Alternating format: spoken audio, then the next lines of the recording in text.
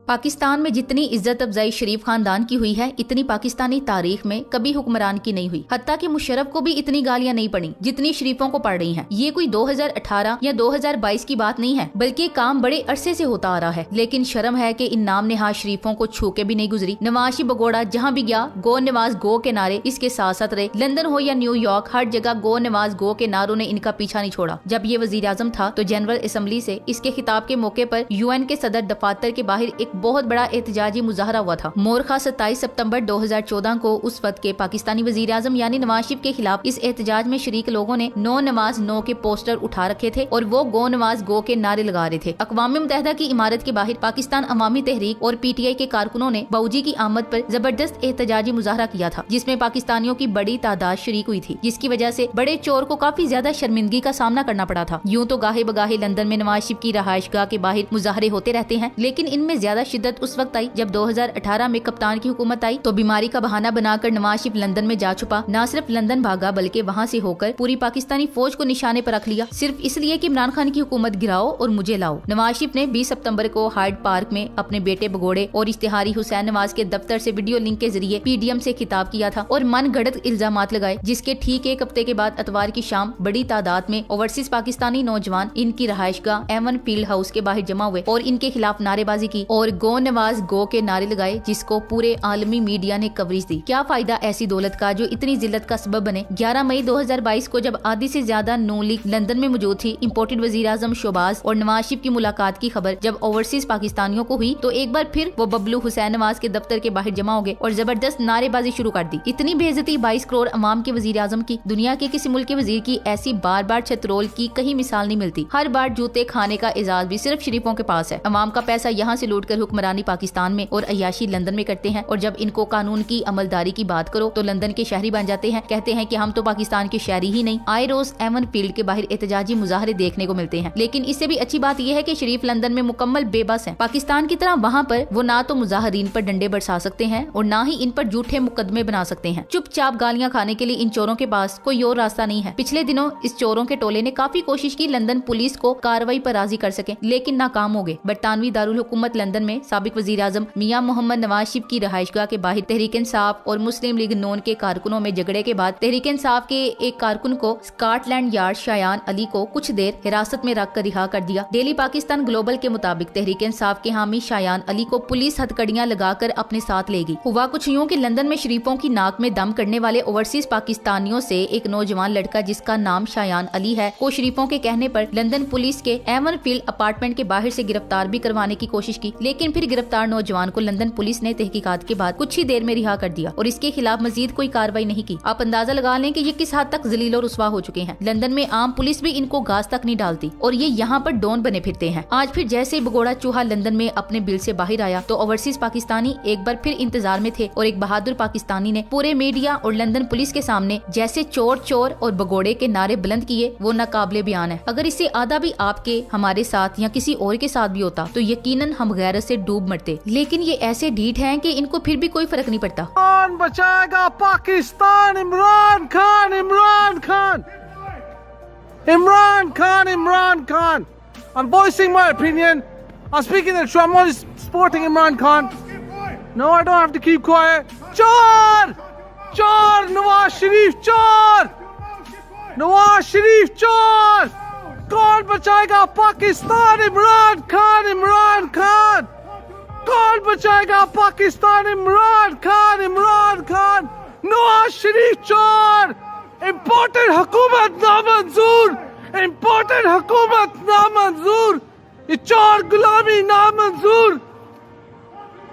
कौन बचाएगा Pakistan? Imran Khan, Imran Khan. Nawaz Sharif, Imran Khan's gonna come with a second, third majority, inshallah. You can't silence me. I'm only here to protest peacefully. You can't silence me. None of you lot.